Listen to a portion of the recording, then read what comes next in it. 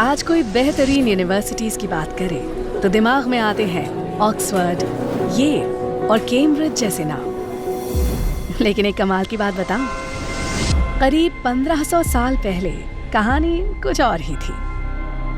क्योंकि तब भारत में थी एक ऐसी यूनिवर्सिटी जो आज दुनिया की सबसे पुरानी यूनिवर्सिटीज में से एक है, नालंदा। नालंदा शब्द 3 शब्दों से बना है, न प्लस आलम प्लस दा।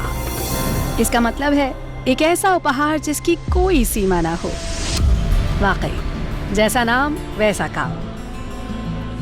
इस यूनिवर्सिटी में ज्ञान का भंडार था। यहाँ सिर्फ धार्मिक ग्रंथ ही नहीं बल्कि लिटरेचर, थियोलॉजी, लॉजिक, मेडिसिन और फिलॉसफी जैसे कई सब्जेक्ट्स पढ़ाए जाते थे। और तो और हर सब्जेक्ट का भरपूर ज्ञान देने के लिए बनाई गई थी 9 मंजिला लाइब्रेरी, जिसमें लाख 2 लाख नहीं 90 लाख से भी ज्यादा बुक्स और मैन्युस्क्रिप्ट्स थीं। ये यूनिवर्सिटी 700 साल तक दुनिया को सीख देती रही। लेकिन नालंदा ने कई बार हमलों की मार को भी झेला।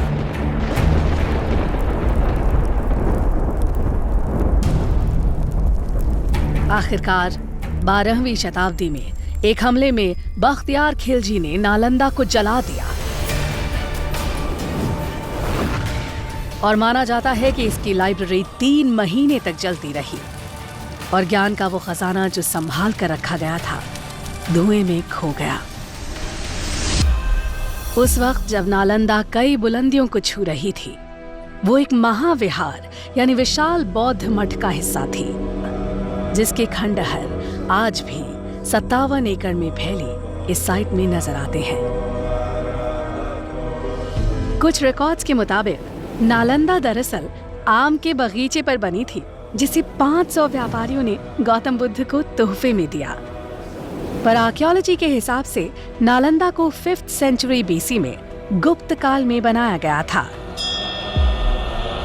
उसके बाद गुप्त काल में इस जगह का और डेवलपमेंट हुआ और ये एक विहार से 7वीं शताब्दी तक महाविहार बन चुका है। अलग अलग दौर में यहाँ कई महान टीचर्स ने पढ़ाया, जैसे नागार्जुना, बुद्धपालिता, शांतरक्षिता और आर्यदेव।